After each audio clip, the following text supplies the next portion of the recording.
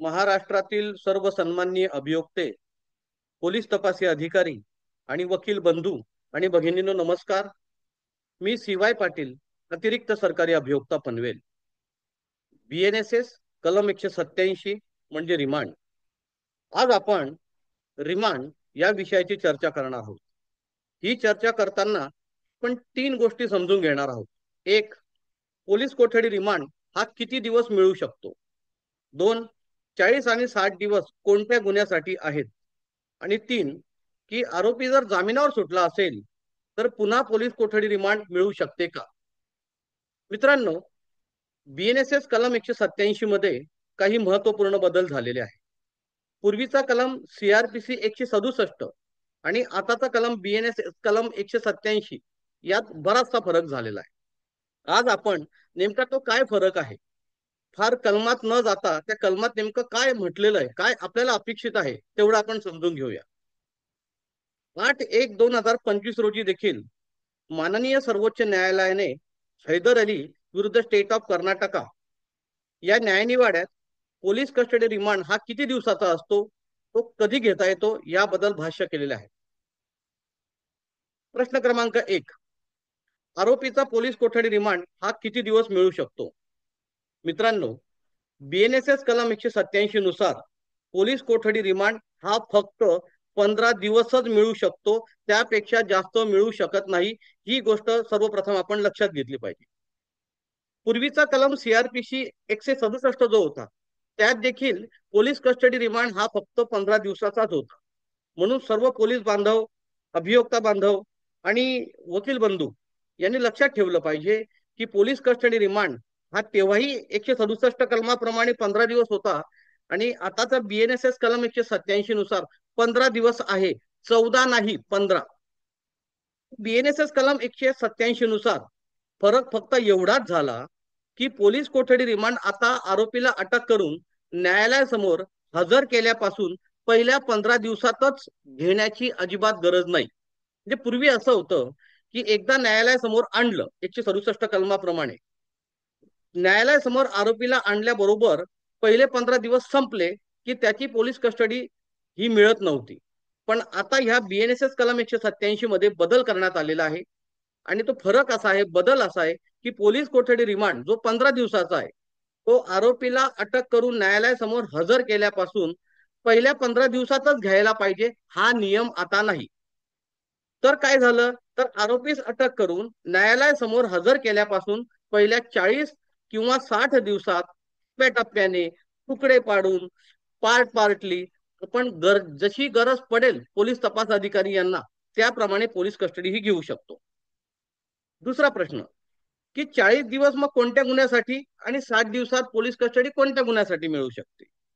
मित्रांनो, ज्या गुन्ह्याला 10 वर्ष आणि त्यापेक्षा जास्त शिक्षा आहे, म्हणजे याचा अर्थ काय की ज्या गुन्ह्यात डिफॉल्ट बेलचा अधिकार आरोपीला 90 दिवसानंतर प्राप्त होतो, त्या गुन्ह्यात आरोपीस अटक करून न्यायालयात हजर केल्याच्या पहिल्या दिवसापासून 60व्या दिवसापर्यंत एकूण 15 दिवसाची पोलीस कोठडी ही टप्प्याटप्प्याने आणि गरजेनुसार पोलीस तपास अधिकारी यांना कधीही घेता येते.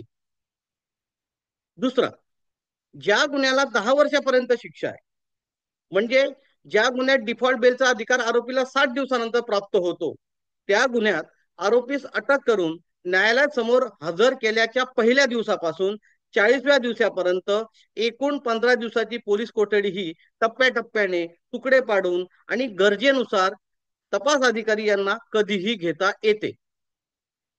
आता हा एक चार्ट बघा.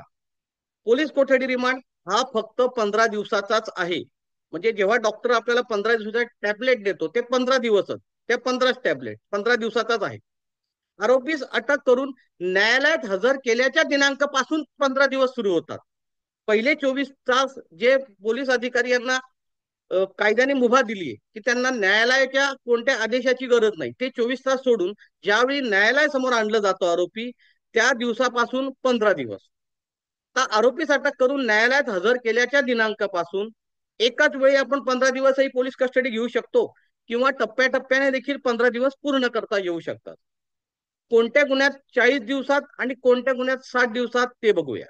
मित्रांनो, कलम 187(2) रोमन 1 रोमन 2 नुसार ज्या गुन्ह्यात आरोपीस अटक झाल्यानंतर डिफॉल्ट बेलचा अधिकार 60 दिवसानंतर मिळतो, त्यात पोलीस कोठडी ही पहिल्या 40 दिवसात आपण कधीही घेऊ शकतो, टप्प्याटप्प्याने घेऊ शकतो.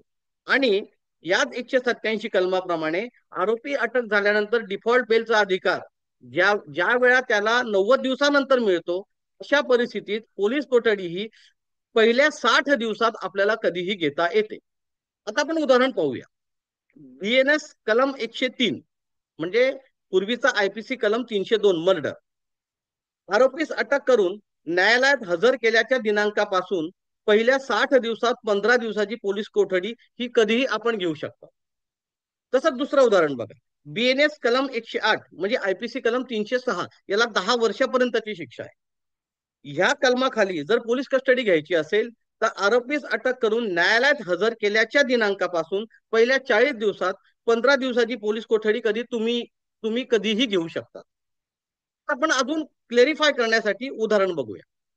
आता बीएनएस कलम 103 म्हणजे आयपीसी 302 मर्डरचा गुन्हा. या गुन्ह्यात समजा आरोपीला 31 डिसेंबर 2024 रोजी अटक करण्यात आली. दुसऱ्या दिवशी म्हणजे 1 जानेवारी 2025 रोजी त्यास न्यायालयाकडे हजर केले पोलीस कस्टडी रिमांडसाठी. न्यायालयाने आरोपीस 11 जानेवारी 2025 पर्यंत म्हणजे 11 दिवसाची पोलीस कोठडी दिली. 15 पैकी 11 दिवसाची दिली.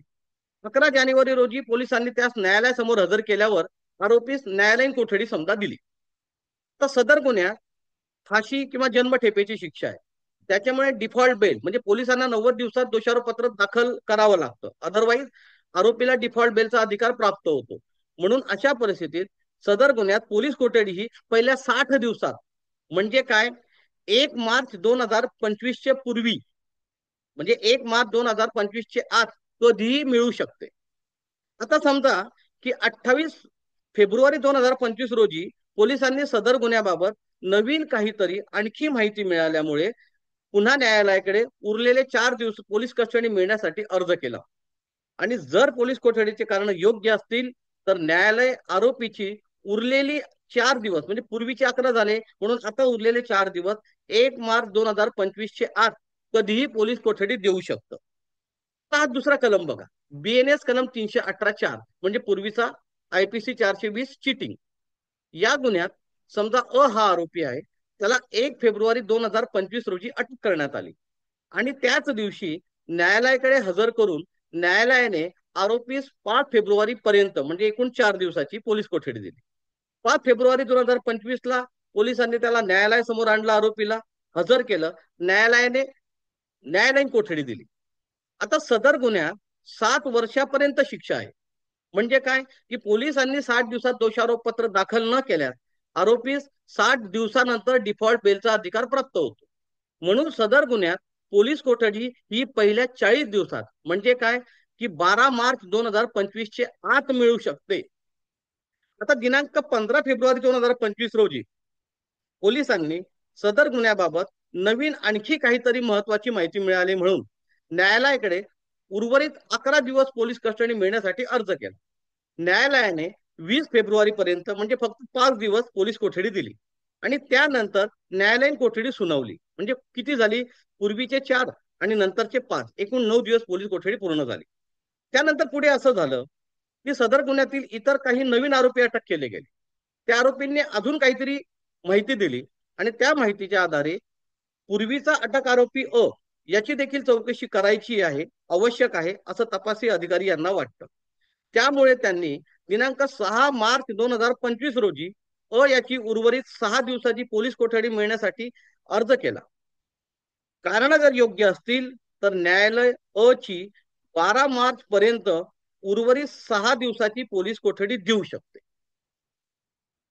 आता 3 नंबर सगळ्यात महत्वाचं की आरोपी जर न्यायालयीन कोठडीत असेल म्हणजे त्याला जामीन मिळाला नाही, पण अगोदर पोलीस कस्टडी रिमांड घेतला, नंतर तो न्यायालयीन कोठडीत आहे आणि उर्वरित पोलीस कस्टडी घ्यायची आहे, पण तो न्यायालयीन कोठडीत आहे आरोपी, किंवा आरोपी जामिनावर सुटलेला आहे, 5 दिवस पोलीस कस्टडी घेतली, त्याच्यानंतर न्यायालयाने त्याला जामीन दिला. अशा परिस्थितीत जर पोलीस कस्टडी रिमांड पाहिजे असेल पोलिसांना तर काय करावं लागेल? प्रश्न क्रमांक 1, आरोपी जर न्यायालयीन कोठडीत असेल आणि त्याची पुन्हा पोलीस कोठडी रिमांड पाहिजे असेल तर काय करावं लागेल? उत्तर त्याचं असं आहे की अशा वेळी तपास अधिकारी यांनी न्यायालयाकडे आरोपीला जेलमधून न्यायालयासमोर हजर करण्याबाबत अर्ज करावा, प्रोडक्शनचा अर्ज करावा लागेल.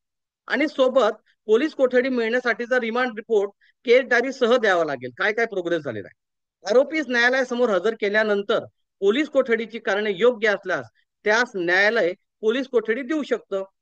आता प्रश्न क्रमांक 2, आरोपी जामिनावर सुटलाय समजा आणि त्याची पोलीस कस्टडी आता पाहिजे, नवीन काहीतरी माहिती मिळाली पोलिसांना, तर अशा वेळी काय करावं लागेल? अशा वेळी जे इन्व्हेस्टिगेटिंग ऑफिसर आहे यांनी न्यायालयाकडे अभियोक्ता यांचे मार्फत पोलीस कोठडीचे योग्य कारणे देऊन आरोपीचा BNSS कलम 480(5) नुसार जामीन रद्द करण्याबाबत सर्वप्रथम अर्ज करावा. आणि न्यायालय पोलीस कोठडीचे कारणे योग्य असल्यास आरोपीचे म्हणणे ऐकून घेऊन आरोपीचा दिलेला जामीन रद्द करून आरोपीला पुन्हा पोलीस कोठडी देखील देऊ शकतं. ह्या गोष्टी कृपया आपण लक्षात ठेवा. मित्रांनो, तपास अधिकारी यांनी यापुढे केव्हाही आरोपीला पहिल्यांदा पोलीस कस्टडी मिळाल्यानंतर जर पोलीस कोठडीची लगेच गरज नसेल तर विनाकारण फॉर्मल PCR, आपण म्हणतो वरिष्ठ रागवतील म्हणून फॉर्मल PCR घेऊन घ्या, असं करू नका आणि पोलीस कोठडी मागत बसू नका. भविष्यात आरोपीची पोलीस कोठडीची गरज केव्हाही पडू शकते. हे लक्षात ठेवून पहिली पोलीस कोठडी मिळाल्यावर लगेच गरज नसल्यास पोलीस कोठडीचा अधिकार कायम ठेवून न्यायालयीन कोठडी आम्हाला पाहिजे आहे असा आपण रिमांड रिपोर्ट सोबत अर्ज दिला पाहिजे. धन्यवाद. जय हिंद. थँक्यू.